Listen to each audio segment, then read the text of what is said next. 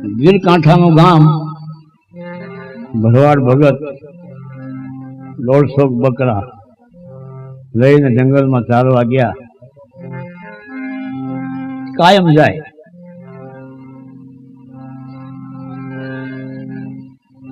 એક દિવસ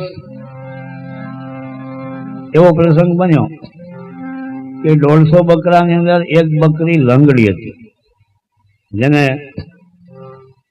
ચોથો પગ બહુ તકલીફ વાળો હતો, હાલી શકતી નહોતી.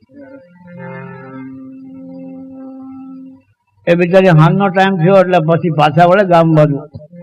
એમાં પાછળ રહી ગઈ બકરી. પોતે એકદમ બધા જવાન બકરા હતા, એ તો અડિયું કાઢીને દોડી નીકળી ગયા. આ બિચારી રહી ગઈ વાહે, પાછળ રહી ગઈ. એટલે એને વિચાર કર્યો અંધારું થઈ ગયું, હવે જાવું ક્યાં? ઓલો ભરવાડે પાછું વળીને કાંઈ જોયું નહીં. વિચાર કર્યો ક્યાંક ઓથ લઈને બેસી, બીજું શું થાય?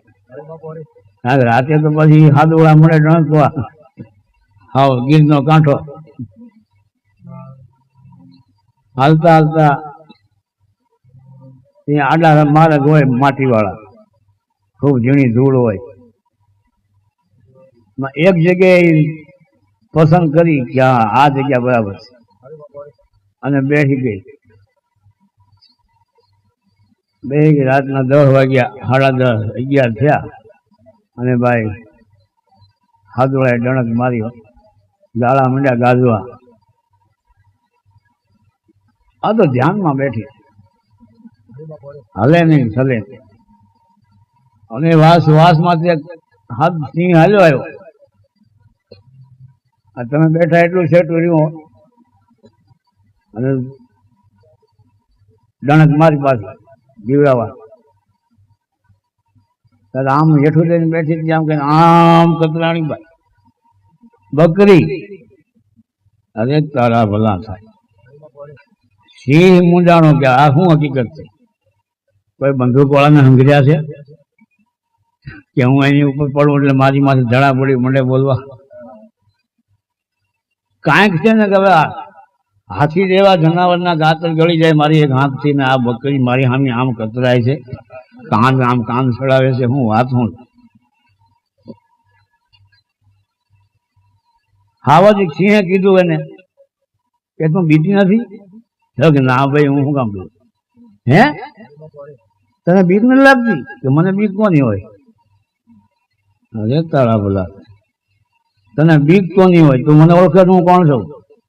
હા ઓળખો છો ને તમે સિંહ બાપુ છો કે તમે નરસિંહ અવતાર છો? તો હવે હું તને મારી નાખું તો આની કોઈ આવો તો મારશો ને? આવો આવો, નજીક આવો. કે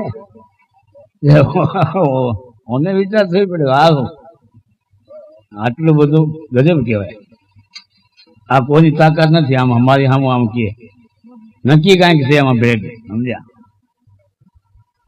કે હમણાં એક કોળીઓ કરી જાય, તને ખબર છે હું મારો ખોરાક કેટલો છે? જે હોય, બાકી હું બી એમ નથી. તમે નજીક આવો. તમે આગળ કેમ ઉભા રહે એટલા બધા હાદોળા થઈને? હવે આને તો બહુ કરી. હાવજને એમ થયું કે આ તો આપણે ઇજ્જતનો સવાલ છે. હવે શું કરું? પાછા વળી તો ભૂંડા લાગી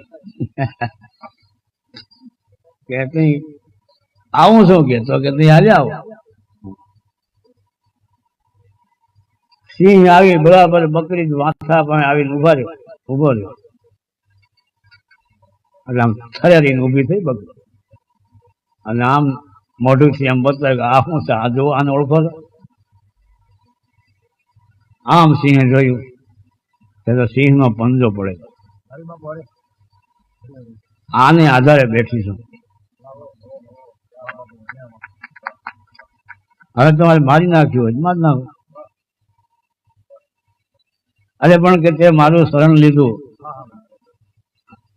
હું તો હું પણ તને કોઈ ન મારી શકે.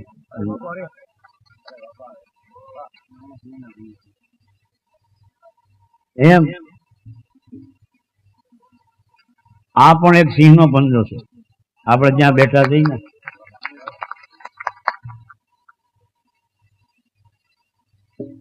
મને ખૂબ આનંદ કર્યો છે બોરીવાલીમાં ભજન સત્સંગ કર્યા ખૂબ ખૂબ મોજ કરી મને કહો કે તમે કાંઈક બોલો ભાઈ મેં કહ્યું મને કાંઈ બોલતા આવડે નહીં મારો વિષય ભજન ગાવાનો બોલવાનો નથી મનમાં સમજવાનું હોય બધું